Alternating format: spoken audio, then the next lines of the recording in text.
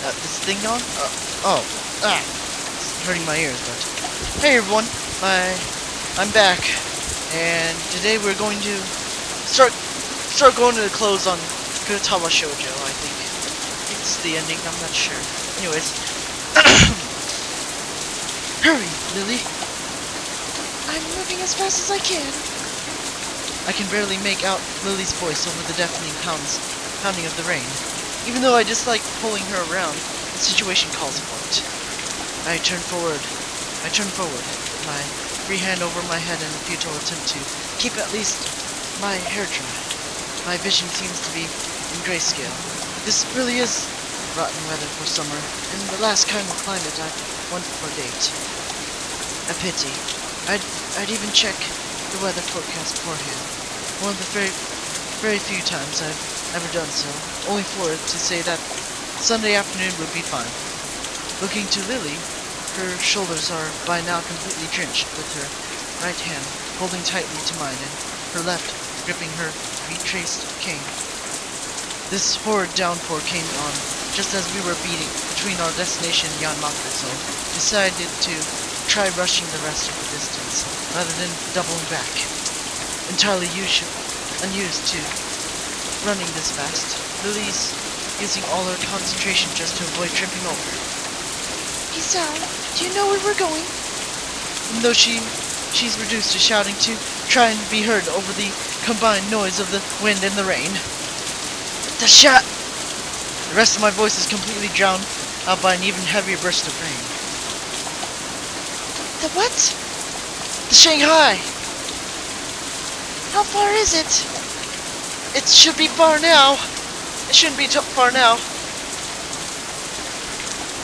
It doesn't take long before I call out to her once again. It looks like we're safe. It's just up ahead. I quickly pull up to a stop just in front of the familiar exchange. The lantern outside still giving off its reliable glow, and wait for Lilly to catch up her breath before going inside. Ladies first.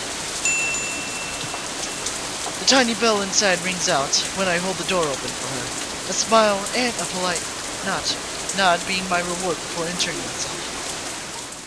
As I step in between and wipe my feet, only a quick glance is necessary to notice the distinct lack of activity. The Shanghai doesn't seem to get much in the way of patronage, and today is no different. Only a couple of tables are occupied. Summoned by the bell's ringing, the most expected person comes to greet us. Welcome to Shanghai. Yuko looks chipper today.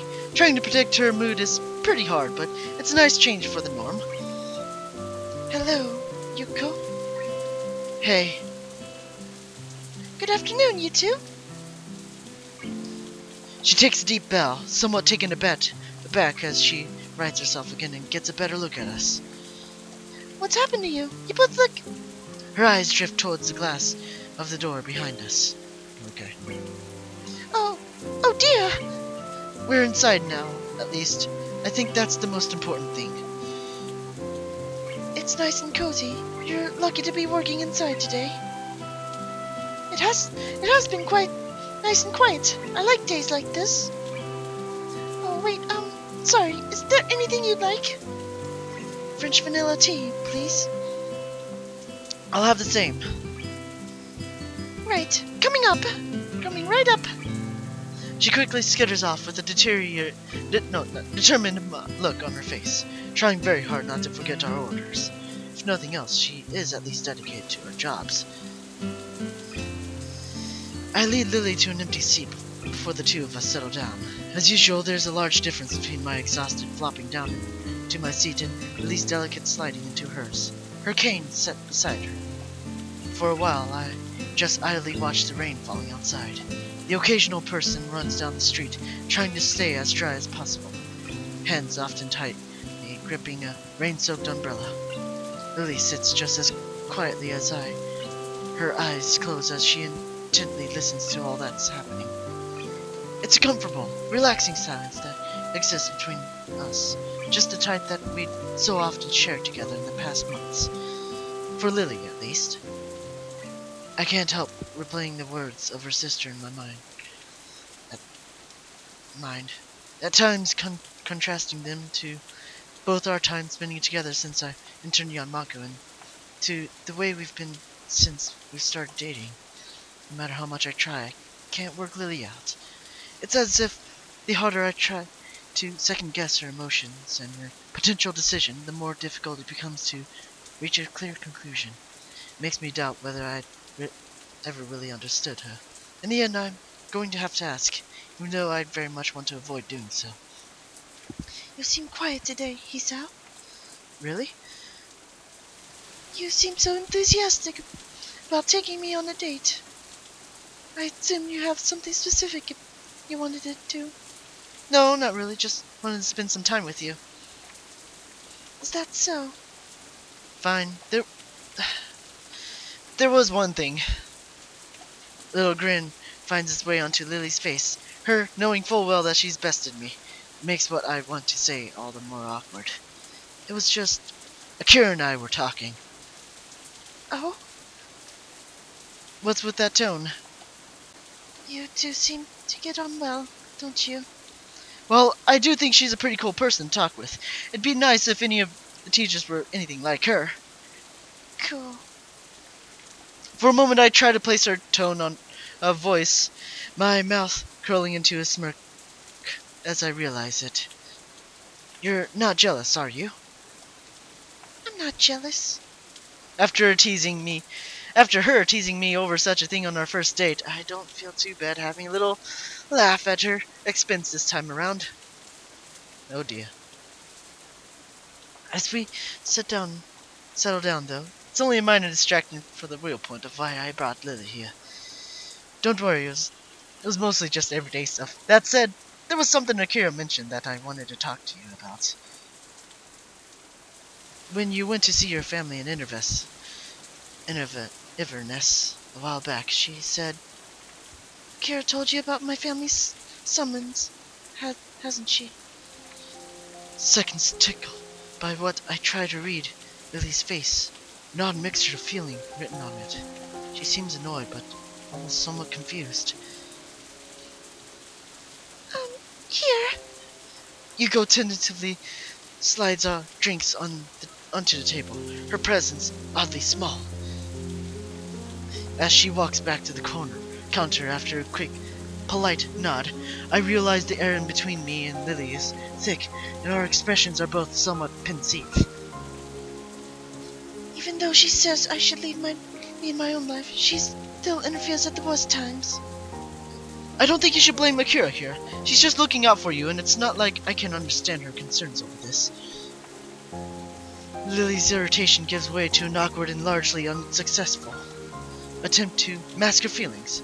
She really doesn't deal with being cornered on personal topics. I know, but I just wanted some more time. I knew you'd had figured it out eventually, but... You were intentionally hiding this from me. Me? For how long were you planning to do so? As I said, I simply wanted more time to think it through. I wanted to be sure of my decision before telling you. What did you decide to do, in the end? I know what I wanted to say, but an awful feeling refuses to leave my gut. My family does dearly want me to return to them, and Akira will be going as well. I could still teach as a career, whether it be here or there. So, you're going.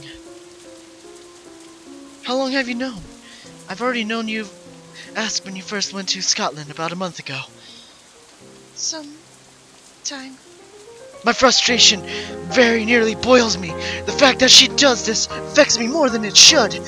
For her to not only be leaving, but to have been actively hiding her own plans from me, and after seemingly for so long to be on the one solid pillar of support and reliability I could depend on. It feels as if the foundation underneath me is suddenly shifting drastically, much faster than I can adapt to.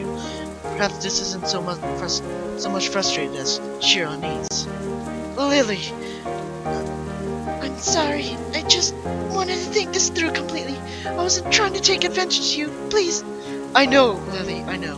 This is just really sudden. I guess this means that once you go, we'll be breaking up.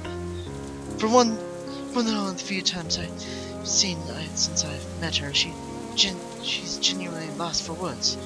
She doesn't look surprised, no doubt, because the fact that had dawned on her once she became sure of her decision, but rather she appears genuinely unsure of how to deal with the situation now that it's in front of her.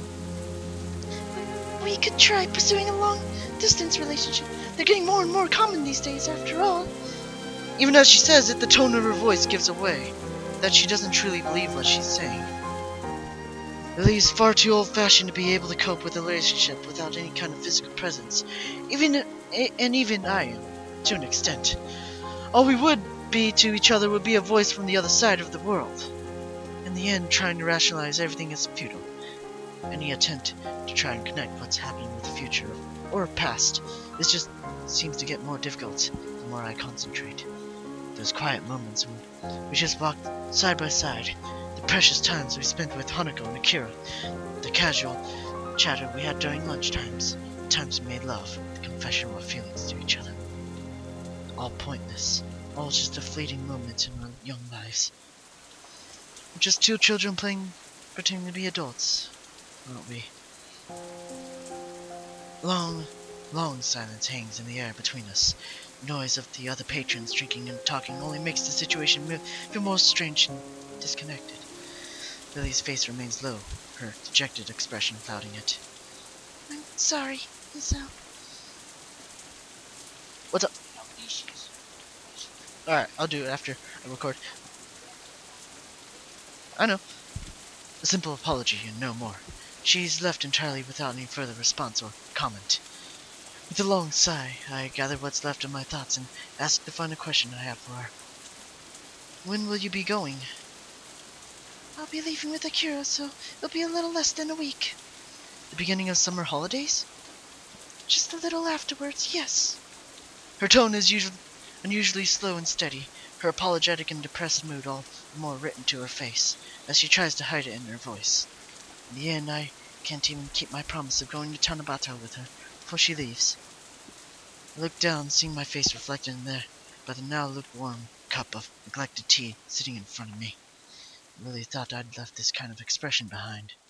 For a while I just stared down on the still surface, trying to sort through my emotions to get at what course of action I should take, whether it be right now or in the future. But just as before, the effort is wasted. I glance up to see Lily, gently sipping her cold tea, without compliment. Her face drawn and shoulders slumped. She looks to be deep in thought, too, a strangely cold atmosphere coming between us as we isolate ourselves to mull things over. Even as Lily's cup slowly empties, mine remain untouched. It's a long time before I notice the rain dying down outside and the few other patrons of the Shanghai having left. The chill of the rapidly darkening evening permeates the dormitory halls. While trudging down the corridors of my room, I see an unwelcome movement from up ahead. Sure enough, the opening of the door opposite of mine heralds the arrival of a bespectacled Kenji. Hey man, what's... Whoa, dude, you look awful. I think. You okay? He really has a knack for making any situation better. I don't really want to go into it. It's late. Okay, that's cool. If you ever want to talk about it, I'm here. I look at him for a moment before surrendering my stern front and awkwardly scratching the back of my neck, embarrassed by my standoffish response to him. Thanks, Kenji. Hey, it's cool. That's what friends are for, right? Yeah, you're right. See ya. I open the doors to my own dorm rooms and close it behind me as he quickly waves me off. The solid thud of the door makes against the door frame sound out a final call for the life I've led since coming to Yanmaku.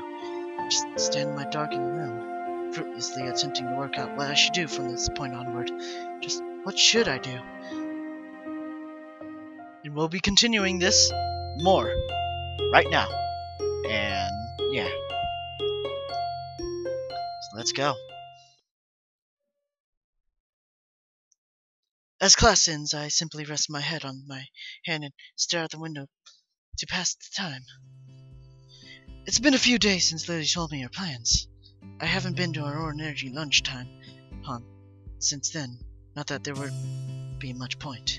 Hanuko's been busy with her newspaper club. She just newly joined and has even begun taking in class with Naomi every now and then.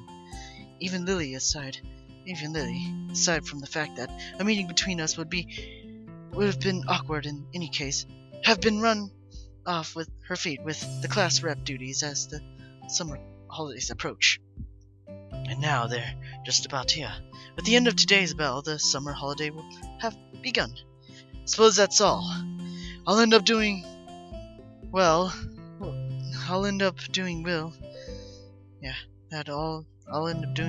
be visiting my parents for the duration and lazing around my old home, now that my previous plans are entirely askew. Meanwhile, Akira and Lily will be en route to Scotland to live out the rest of their lives there. No matter how hard I try to rationalize the idea that once the summer holidays begin, my life will return to the way it was, it simply refuses to happen. Everyone's moving on with their lives. Lily's rejoining her family, Akira's moving up in her father's business, Hanuko's gaining new friends and hobbies, and even Yuko's moving ahead with her university aspirations. Even I'm moving forward in the end.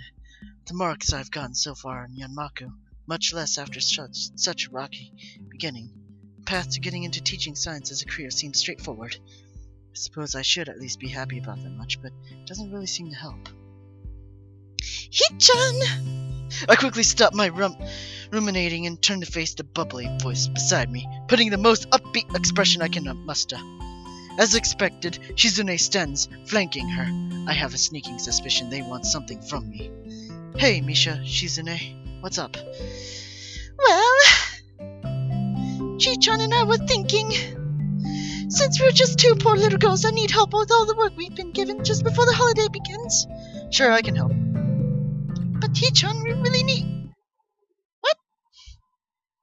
I think I broke Misha. Even Shizune raised an eyebrow as her accomplices, shuddering stops in her tracks. So you'll help us, Hee-chan? I just said I would, didn't I? Come on. It's hardly like I have anything better to do. Maybe helping them with their work will help take my mind off of the situation. Misha seems genuinely ecstatic with my response, but Shizune's expression is clouded and difficult to read. I find myself quickly averting my eyes from her own, as it almost looks like a face of pity. No doubt, it must just be my imagination. This is hardly the first time I've been in the student council room. Indeed, I've found myself down here often, either to help Lily with class rep work or to sort out one thing or another with the student council itself. Now, though, it's quite a different place. Papers and folders are strewn across every table in the room. Only a solitary little black laptop atop a single desk sticking out from the mess. It looks positively ancient, and I guess it had been valiantly serving its task and archiving information for years and years. So, what needs doing? This looks like a lot to do. Dots.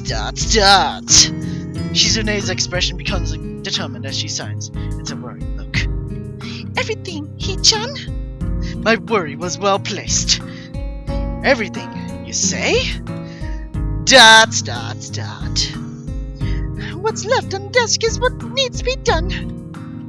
It's all needed to be digitally recorded, which is what the laptop is for. And I'm guessing that I'll be the one doing this. Dots. Shi-chan says she saw you with the computers in the libraries a few days ago, and that you seem really good with them.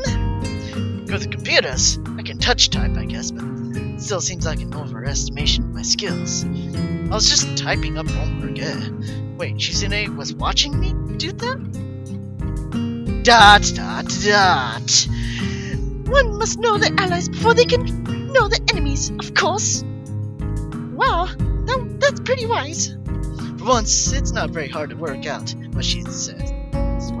Nonetheless, it doesn't seem worth fighting over. Sitting at a computer doing some typing hardly seems wondrous as far as tasks to help Shizune and Misha go. Dot. Besides, it will help you take your mind off things. Take my mind off things? Take my mind off of what things? Misha's face goes blank as she translates to Shizune, though the latter response is only to glance away towards the window after briefly signing. Dots. Misha's face quickly returns to a smile as she translates back. She was confused, so I guessed her. Shizune's heart pinned down. I was just thinking you may like to get your mind off the exams, of course. Either way, we may as well go into it sooner rather than later. I'll go along with you. That's the spirit, He-chan. And that's the 5th spreadsheet, compiled and saved. Time for the next month's. After a bit of fussing around, we all managed to get a bit more organized. Shizune's been gathering up the loose sheets and thankfully sorting them into a neat pile next to me. Meanwhile, Misha's been handling the manual writing work, her girly pink pen, leaving its unmistakable mark on paper after paper. Once I got myself into a rhythm, this really wasn't so bad. Shizune and Misha also seemed to be in the swing of things, wordlessly communicating as they go about their business with fervor. I periodically glance at the sheets beside the laptop, apparently a list of students' names and matching addresses as I dutifully enter the data written on it. I don't pay a lot of attention to what I'm typing in until I reach about midway down the page. Hakamichi, class 3-3. Huh? Her family's home is in Saitama? My idle curiosity is ended abruptly as 3 lights can be heard rapping on the door. Misha quickly skips over to check who it is, tapping Shizune's shoulder on the way past to let her companion know what's happening. Are you here? Who is it? With a slight pause to enter Shizune's data into the files along with the others, I look up to check who's at the door. Lilly. After giving a cursory nod to Misha in greeting, she perks up her head up to her trademark manner. Is that Isao? She's pretty darn good at working up my voice for the smallest of phrases nowadays. Yeah, it's me. Hey. The atmosphere feels slightly awkward as she bows. Neither of us know how intimate we should be around each other, given she's leaving in just a matter of hours. This is a fact that, thankfully, neither the oblivious Misha nor the hard-working Shizune picks up on. So, you've got to work to do as well, right? Unfortunately, I arrived as soon as I could, but my class held me up with a surprise farewell party and I had to get change. I glanced down at the laptop's clock. It's pretty much the end of lunchtime, so I'm guessing Lilly managed to wrangle the last period off as well. I take it Shizune is here as well. ... Of course! ...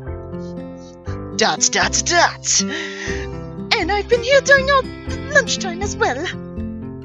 That last comment was really not needed. Shizune's baiting Lilly into another argument. I can feel it.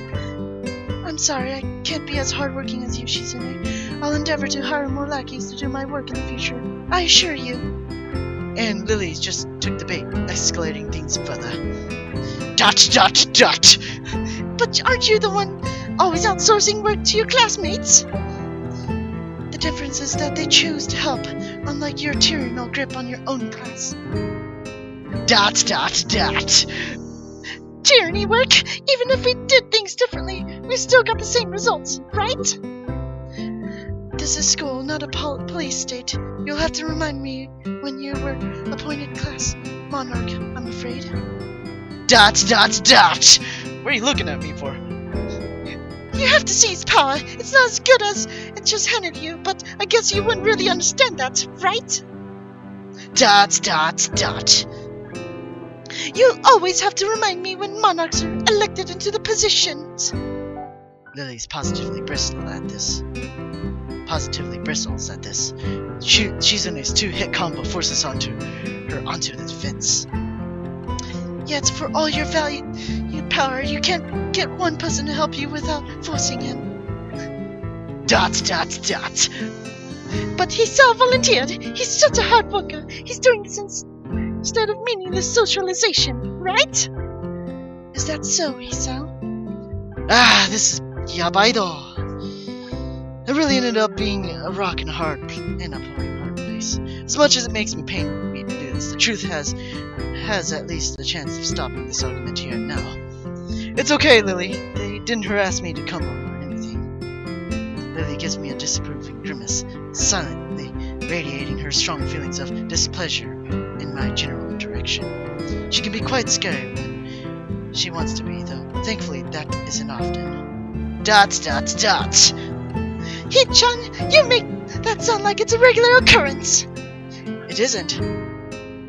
In the end, it doesn't matter so long as everything gets done at a good pace. Let's just get the work done over it so we can go home. Shizune snorts derisively and gives back to making off the sheets in front of her, while Lily sighs and finds her way along the room with her hand following the filing cabinets lying along the walls. This would mark the only time I managed to successfully defuse one of those situations, but the grudge-shing ceasefire built around mutual fear and respect makes this feel more like the Cold War than any real place. I can't take all the credit, though. Lily's leaving has surely affected Shizune to some extent to make her give up so easily. Moments before getting back to my work, I noticed Lily reaching up to grab something from above a filing cabinet. I almost offered to help, but her height gives her ample ability to take it down safely. Once she sets a strangely shaped device on the desk beside me, I realize what it is. Sort of as she takes the old green covering off and sits down. Sort of, yeah. At first glance, it seems to be an old metallic blue typewriter, but it doesn't take me long to realize it's far from ordinary. It has far fewer keys than expected, and though it has no lettering printed onto them, only the shadows cast by the tiny braille dots on them give a hint to the thing's purpose. Blind typewriter? Oh, this? Well, you're not far off. It's normally called the Perkins Brailer, but it's basically a typewriter for the blind. Yes, it presses brailles into the page rather than text, which is why it has fewer keys. Huh. That's really neat. She gives a light-hearted grin at my curiosity over it. I have to admit that it appeals to my sense of novelty. Without further ado, we each get back to our own allotted tasks. The loud clunking of the mechanics in Lily's brailer and the tapping of the laptop's old weary keyboards quickly fill the room. It's a nice atmosphere, really. Everyone knows what they have to do, and Lily and I get to sit beside each other and exchange the odd word as we work away. Nostalgic. That's what it feels like. It's pleasant, but just slightly stained with the knowledge that our time together is nearing its end. Excuse me, Misha? To properly address her, Misha bounces over for the filing cabinet she is peering into, in spite of Lily's lack of sight. For a moment I think it's strange, but then realize it's exactly what I do. What's up? Could you ask Shizune where the attendance records for Class 3-2 are? I think they've been moved. Okie dokie! Oh dear. And with that, she flitters off to Shizune, who's working at the table behind us. Lily's familiarity with the council room and the efficiency with what she works reminds me of that she, Misha, and Shizune used to work all together in the student council. Maybe this is a fitting in for her stay in Yanmaku, working away like she used to, surrounded by those she loves and at least liked. I look up, getting taken off guard by Shizune sorting through a drawer, rather than Misha. Sure enough, she plucks out a manila folder, entirely blank, save for the just barely visible bumps on its front, and holds it in front of Lily. Lily's hand flits over it to check what it is, her fingers feeling out the dots of braille and confirming it's what she's asked for. Thank you, Misha. No reply. No reply. That is, save for an odd grin. No smile. No. A smile on Shizune's face. A couple of seconds pass before Lily clicks that it isn't Misha behind her, but Shizune.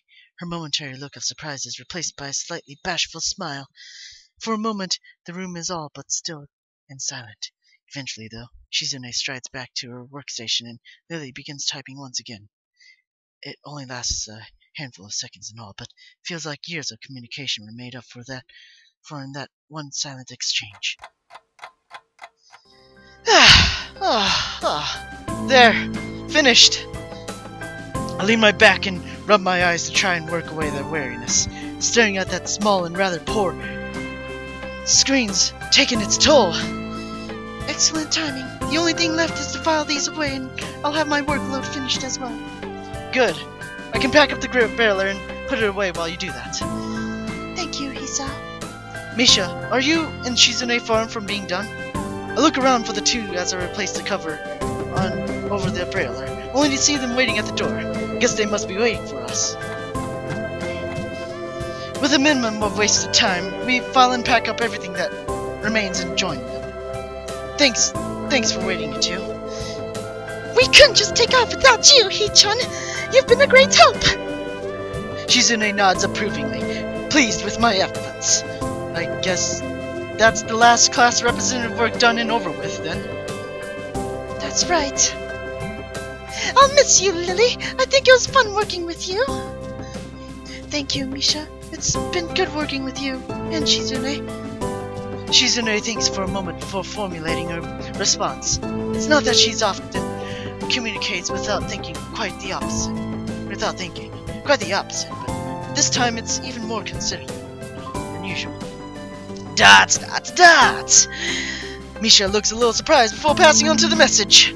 Shizune says you're better doing work over there than you did up here. Far from taking offense, Lilly giggles into her hand. If that's the case, then please do tell Shizune to give those still here a little more understanding in the future. Competitive until the last. Maybe Shizune and Lilly aren't so different after all. Dots! Shi-chan says that she'll be checking to make sure you live up to your end of the promise. Then that's how it will be. I'd better be off then. Goodbye, Shizune. Goodbye, Misha. Hisao? Lilly takes a hold of my arms in her. There'd be no need for a cane if I'm here to guide her. With a nod of farewell to the two, we set off out the door and make our way to the school grounds. As I turn to wave goodbye, I notice Shizune's gaze lingering onto Lilly. They may annoy each other, but family bonds aren't easily broken. Got all your papers sorted out, then? Yes, they've all been filed out and handed in. On top top of things as always, aren't ya? She gives an earnest smile at the compliment, but it feels as if her happiness is just a veneer over the fact that she's fully aware of how much she's leaving behind. Reminds me of how she was like when I first met her, always smiling, always that little bit aloof, always that little distant away from everybody. Even now she still maintains the air around many others, especially those she's not close to. I had hoped that our time together would have changed that fact. Our pace slows, the two of us coming to a halt in the all but empty school gardens. Hisao, is something... Lilly's words are cut short as I turn and wrap my arms around her, pulling her tight. I may not be usually given to such impulsive action, but I just want to be close to her, even if it's the last time I'll be able to. All the other students have retreated to their dormitories and home. Only the ruffling of leaves in the breeze, making any sound whatsoever. As I draw back, I can see she has dropped her carefully maintained smile. Her hand hesitates, wanting neither to leave nor stay on my features. She is putting up a brave show, but her slight trembling gives her away. Lilly may not be able to control herself well, but even she can't hold her composure together. This is the woman I've come to love, but also the one who's all too short a time to leave the country forever. I'm sorry, Hisao. It's okay. You've got your own life to lead, after all. God damn. We walk up to the hallways in the girls' dormitory, hand in hand, our emotions by now largely quelled. Nevertheless, our hands grip each other much more tightly than before. Faint, muffled voices can be heard from Lily's room, the origins of which aren't difficult to guess. The moment she opens the door, Hanako bursts through and wraps her arms around Lilly, taking her very obviously by surprise. Lilly! Hanako, I'm going to miss you, Lilly. As expected, she's on the verge of tears. Lilly gently rubs Hanako's hair with her hand in response, then pulls back and gives a warm, reassuring smile. Looking beyond Hanako, Akira can be seen getting up from the side of Lily's bed and scratching her head. Her eyes turn from Lilly and Hanako to me, a stilted, weak smile hanging on her face. I try to return a more genuinely happy look, but the result is probably just the same. So, everything's set. Managed to hold back from killing Chizune? The comment draws an amused giggle from her sister. Yes, I have everything in order. Yes, I've managed not to. Have you packed everything you need? Got the 2 bags right here, but there's still some stuff left at the Hakamichi's home. I can pick that up while we wait there for tomorrow's evening flight, though. Akira gives the 2 large black traveling bags on the floor a hearty pat. She probably came to help pack and make sure everything was in order on Lily's end before going together with her. Lily, will you be okay over there? I'll be alright, I assure you. I'll have Akira looking after me as well, and you know that she's reliable. But... Don't worry, Hanako. I have your phone number after all, so we can stay in touch. With Akira's help, I could send you things over the internet as well. Hey, don't use me just because you won't learn how to use a computer. Hanako and Lily both giggled briefly, the mood lightening ever so little. That goes for you too, Hisa. I promise I'll contact you once I'm in Scotland. I know. I'll be looking forward to it. Her offer may be kind, but we both know that this is tantamount to breaking up. Neither of us have any illusions as to how we'd manage a long-distance relationship. With nary a word of prompting, the 4 of us begin the long, solemn walk to the school gates. The numerous lamps scattered around the Yanmako grounds fail to do much more than provide pinpoints of light in an otherwise dense darkness. A car parked on the road just outside the school grounds comes into view, its shining black exterior reflecting dimly lit lamps of Yanmako. I call out to Akira in an effort to alleviate a bit the heavy atmosphere. That's your car? What kind is it? Don't know much about cars, do you? It's a Lancer Evo. Solid and speedy. Well, it's not as if her comments on my knowledge is off the mark. I've never really taken an interest in them. She gives a small sigh. She's been good. Pity I have to part with it tomorrow, just like the summer house. You guys were the last to visit it before it changed hands. Turning back from my rather faulty attempts at small talk, I glance at Hanako and Lily following behind us. By rights, Hanako should be leading Lily, but it's rather definitely the other way around as she clings tightly to Lily's arm. It's a depressing sight. So, I guess this is it. Indeed. Although the time for everyone to say their farewells is now, nobody really wants to take the first step. It's as if the longer nobody speaks, the better the chances of them simply not leaving. Lily, do you really have to go? I'm sorry, Hanako. I won't be leaving you forever, though. I can still call you. Hisa will still be here as well. I nod, but Hanako just clutches all the tighter to Lily's arm.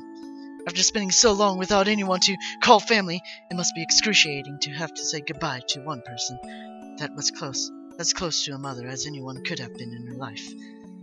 Lily lets out a long, sad breath. All Akira and I can really do is stand by quietly on the sidelines, since the only person that can solve this would be Lily herself. Eventually, Lily pulls her arm from Hanako's grip and holds both of her shoulders gently, a much more decisive way of dressing than I have ever seen Lily take with hers. Hanako, remember when we first met? When you entered my room for the first time after overhearing my consoling of a friend, you didn't say a single word for the entire night. Even as I poured you tea and talked, you sat silently and simply listened to what I said. It took many quiet meetings like that before you began to open up to me, but as you began to, I felt some of the happiest moments I've ever felt. I didn't become your friend because I pitied you, Hanako. I became your friend because I knew you were hiding not just from me, but from everyone. Your ambitions, personality, interests, tastes. I didn't know any of them, neither did anybody else. As you showed yourself to me, though, I began to realize the person that you were and became sure that our meeting was a very special moment. But Lily cuts her words short as she brings her hands to Hanako's head and brushes her fringe to the side, gently pressing her lips to Hanako's forehead. As she pulls her head back, leaving Hanako all but speechless and her eyes moist, Lily beams a wide smile. I believe you are a very beautiful person, Hanako, and I'm certain that you will become a strong and confident woman. You are a very dear friend and someone who I love very much, just like Hisao. I'll never forget you for as long as I live. I may be living, but you have your own life here to lead, just as I do. You have your own friends and hobbies and your own hopes after graduation. I want you to devote yourself unto them, even after I'm not around anymore. That's why I think you'll be okay, because you are your own self, with your own life. You yourself proved that to me. Hanako lowers her head in embarrassment, but nods as she does so. I understand. I know I have to say goodbye. I know you have to go your own way. But thank you, Lily, for everything. Thank you, Hanako. Will you be okay? There are a few seconds of silence before the answer comes.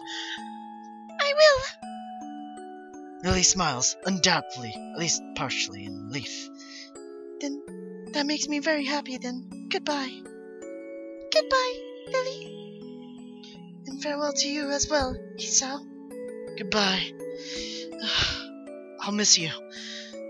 She pauses for a moment before walking up to me, her right hand outstretched in front of her, takes a hold of my shoulder. Her left hand slowly and daintily reaches towards my face, taking my cheek in her palm. For a while she simply holds my face.